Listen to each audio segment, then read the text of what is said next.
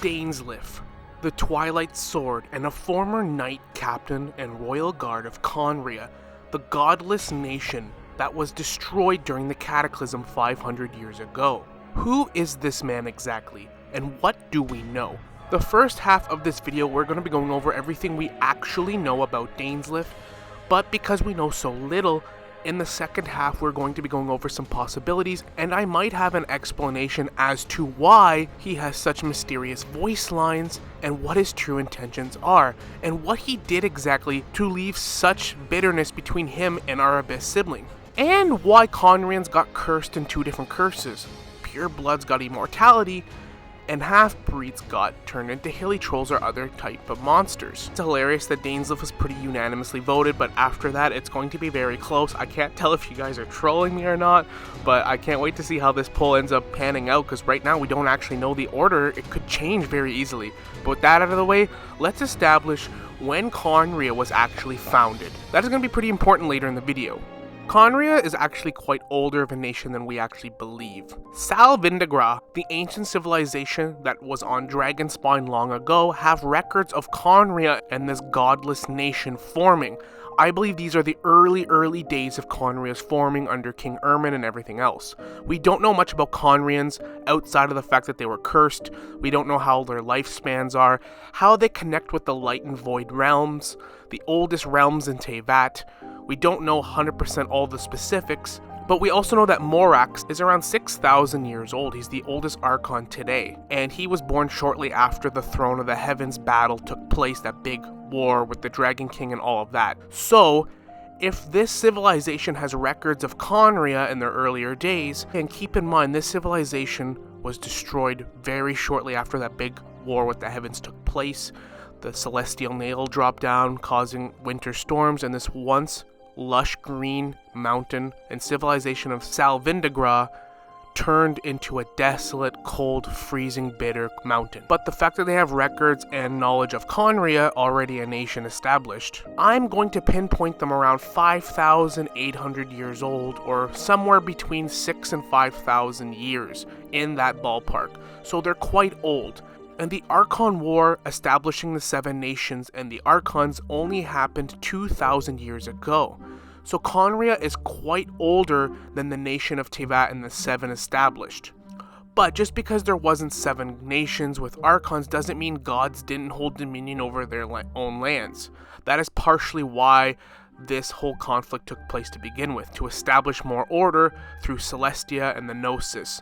We're not exactly sure the details again, but it is pretty clear that Khaenri'ah is quite old. And even back then, although they were godless, they still were extremely advanced and posed a threat to the rest of Teyvat. Now, over thousands of years, Khaenri'ah began to grow, get more advanced, develop while the other nations did what they did. 2,000 years before the game's events, the Archon War took place. Khaenri'ah, still underground nation, doing its own thing, and it can be assumed around 6 to 550 years ago, around this time frame. We don't know exactly how long Khaenri'ans live. Dainsleif was born or arrived or was created in this time frame, and from his renowned skill and his status as a swordsman, captain, and a royal knight of Khaenri'ah, it can be assumed he trained with the sword for most of his young life. It is also stated that Dainsleif spent some time in Mondstadt, being trained with the sword from the wolf pup, aka Rostam, who we learn about in the Favonius series, being the founder of the traditional art of Favonius blade work. So Dainsleif trained under Rostam, who was actually La Signora's lover. Another bit of Dainsleif lore can be found in the artifact set of Bloodstained Chivalry. The Plume of Death artifact piece says his path of so-called chivalry had turned him from the white knight he used to be into a monster he had now become. This is actually funny because Dainsleif's one arm is cursed like a monster as well. When he was found in Sumeru at the exact site and graveyard of the Hydro Archon Egeria, he was rehabilitated there and was seen to have now a cursed arm after that conflict. And the Sands of Eon artifact piece says the ancient kingdom was wrongfully cursed turning its inhabitants into monsters, the code of chivalry tolerates no such injustice. If Abyss be thy name, I pledge to you my loyalty. This could also be how Dainsleif found out the truth about the world, the ancient kingdoms, such as Khaenri'ah, and how old it actually was, how it founded exactly, and his potential falling out with the Abyss sibling, who we know the Abyss sibling has a very soft spot for Khaenri'ans, what actually happened to Khaenri'ah, and what's actually going on. Dainsleif was also announced to be confirmed a playable character even when the game first came out, so that means not only is he going to be playable, so he'll have at least a redeeming arc in some way. He has a new element or type of cosmic power that he's bringing, some kind of Abyssal, Khaenri'an type power. I'm assuming they're not just going to give him one of the 7 elements. I've not seen a vision on him. But interestingly enough, even you guys in my poll, nobody seems to agree on Dainsleif. No one can quite pinpoint if he's good or bad. That's because I think most of us realize that he's not just good or bad. I think Genshin characters are more complex than that. I think he's done what he needs to do. He's made some mistakes, but ultimately, I don't feel like he's an evil or bad guy. He might be hiding something, I would almost guarantee that he is, and probably can't be trusted. But something more is going on, and we're going to get into that later in the video. What also raises suspicion of Dainsleif is that he claims that his memory has all but faded, but yet seemingly is able to vividly recall the events of Khaenri'ah's fall and certain events in other nations with their Archons. Nobody's surprised, much like most people probably from Khaenri'ah, Dainsleif despises the 7 and anything to do with the Archons in Celestia. He dislikes the Adepti that basically sign their lives and contracts away to Rex Lapis, although he does actually find great respect for people like Diluc and Ganyu, who despite their better judgment are hardworking and benefit the nation in general. And interestingly enough, Dainsleif even admitted that if he was on the other side, he would not tolerate his own nation and the threat they pose. Dainsleif particularly doesn't trust Albedo, ironically being one of Alchemist Gold, another Khaenri'an's creations, due to his knowledge and art of Chemia, a form of alchemy that brought ruin to Khaenri'ah, and would personally intervene if Albedo made a single mistake with it, so it's safe to assume that he's keeping Albedo under very close eye. And like I stated earlier in the video, Servan found Dainsleif in the wilderness and brought him to the Oasis to rehabilitate, but half of his body became that of a monster. But what if it's not just any monster? We're going to get into that in a second. And sometime after this, he accompanied our sibling on their journey, and somewhere after that they had a falling out. Really, up to this point, that's all we really know, but here's some questions we gotta ask. Why was there 2 different curses? And why did the Heavenly Principles curse Khaenri'ans in general if they posed a threat to their world order and everything they stand for? Why not snuff them out? Now, I had 2 interesting comments from people on my other videos about the Abyss, and like I said, I do read your comments and I do take feedback from them.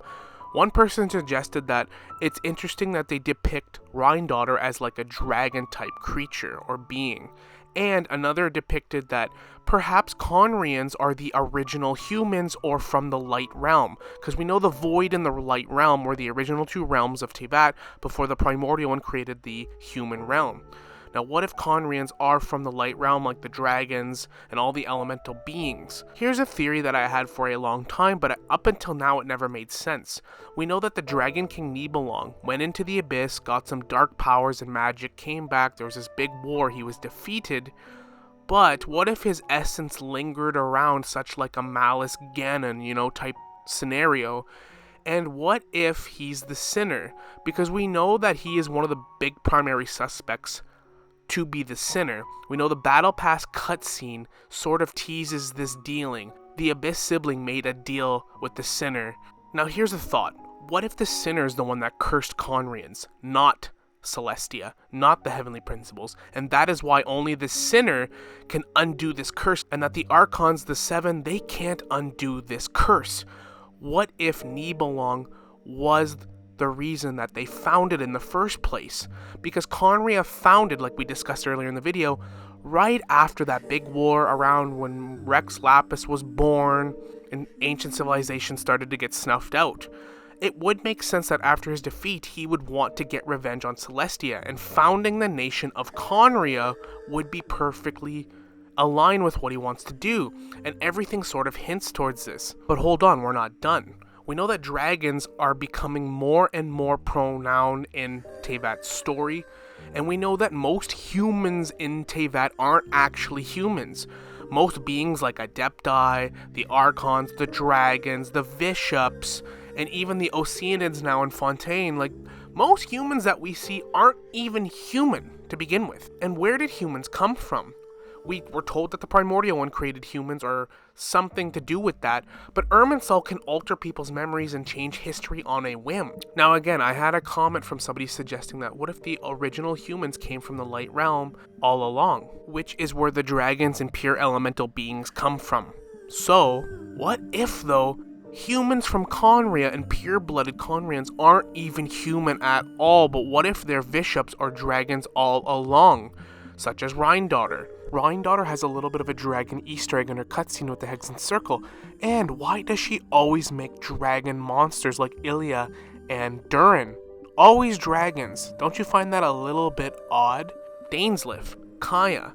And the reason that pure-blooded Khaenri'ans were cursed differently than half-breeds that are a mix of Khaenri'ans and people from Teyvat is because the original Khaenri'ans are bishops or dragons.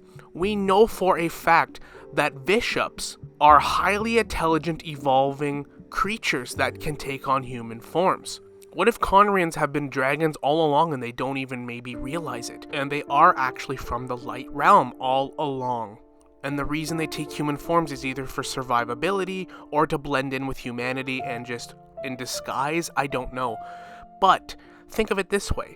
If Khaenri'ah formed right after that big war with Neuvillette, he leaves through the Abyss, gains forbidden knowledge outside of the world, worldly knowledge, whatever. He comes back, has that war, he loses, but it's catastrophe all along Teyvat. Morax is born shortly after, 6,000 years ago, and we know that ancient civilization had records of Khaenri'ah. Whatever remains of him starts to establish Khaenri'ah with forbidden knowledge in this outsidely world, corrupted with Irminsul, and they start this new mission. This mission to re-challenge Celestia, the usurper, like Neuvillette talks about, and that's how Khaenri'ah founds in the first place, with the old bishops and dragons taking human form and living in Teyvat, establishing this new stronghold and powerhouse nation without a god, and conventional creations through Celestia. Because Neuvillette is very hinted at to be the sinner. Now, from there, all Khaenri'ans born into this world are in human form already, similar to how Oceanids are humans in Fontaine, but Fontaine civilians think they're human. They embrace humanity, but they don't even know, not until the Archconquest, that they were Oceanids all along, and Egeria was just trying to give them humanity, but got a prophecy brought on her for it. It gives complete motive for everything that we've seen so far. And what if the sinner, aka Neuvillette, was the one that cursed Khaenri'ah after the Heavenly Principles destroyed Khaenri'ah during the Cataclysm? It never made sense to me why the Heavenly Principles would curse Khaenri'ah. You're just keeping this problem around forever now. But what if Neuvillette, the sinner, who we know can alter the curse, is the one that cursed the pure bloods, so that this mission would continue with the Fatui, because look who their director is, a pure-blooded Khaenri'an, Piero the Jester. And what if he cursed the half-breeds with hilly trolls because he is the original Dragon King of Teyvat, Neuvillette, and he despises the half-breeds and wanted to curse them as mindless monsters, while keeping the purebloods around, some of them maybe not even being fully aware of why they were cursed to begin with. But Dainsleif is somewhat aware of all of this, and he is outcasted for it, which is why he doesn't get along with the Abyss. But what happened with him and the Traveler, our Abyss sibling? Well, I think our Abyss sibling, like we see in the Battle Pass cutscene, made a deal with Neuvillette, and she became the Abyss sibling, doing his bidding, and in exchange is probably trying to save the cursed Khaenri'ans, because we know they have a soft spot for Khaenri'ans. If Neuvillette created Khaenri'ah for this purpose long ago, right after Morax was born,